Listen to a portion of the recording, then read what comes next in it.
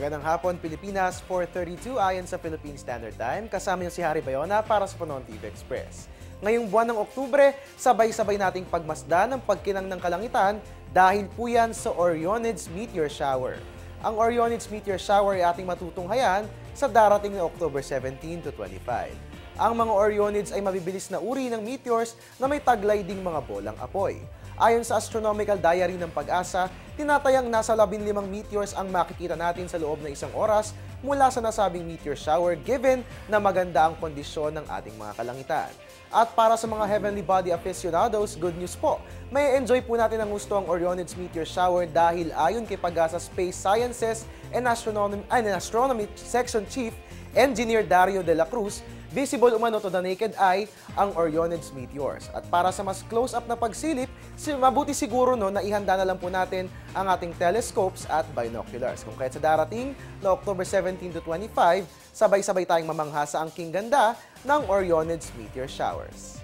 Magbabalik po ang Panoon TV Express makalipas ang isang paalala. Teng, ang package. Ma'am, sabi ng Air 21 on the road na.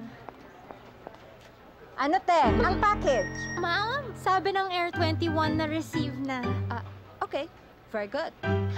Basta padala, sagot ka ng Air 21. May real-time delivery updates via text para worry-free ka. Teng, ang package, napadala mo na? Yes, ma'am, sa Air 21. Sa Air 21, sagot ko, padala mo. At dahil maulan po ngayong hapon, mahalagang malaman ang iba't ibang tips sa pagbiyahe para sa gayon anumang oras, lagi tayong handa. Maging safe ngayong tag-ulan, lalo na kung aalis kayo ng bahay. Siguraduhing may dala kayong payong. Iwasang lumusong sa baha para makaiwas sa mga sakit tulad ng leptospirosis. Kung hindi ito maiiwasan, agad na maligo at magpalit ng damit pagdating sa bahay. Huwag manatili sa open ground, lalo na kung malakas ang hangin. Baka kasi tamaan kayo ng tinangay na mga bubong o sanga ng puno. Siguraduhing fully charged ang cellphone para makausap ang mga mahal sa buhay anumang oras. Mainam ding manatili sa matataas na lugar tulad ng building. Makatutulong ito para maobserbahan ang paligid at para makaiwas sa pagtaas ng baha. Bago umalis ng bahay, alamin ang lagay ng panahon sa pamamagitan ng radyo, dyaryo, TV o internet.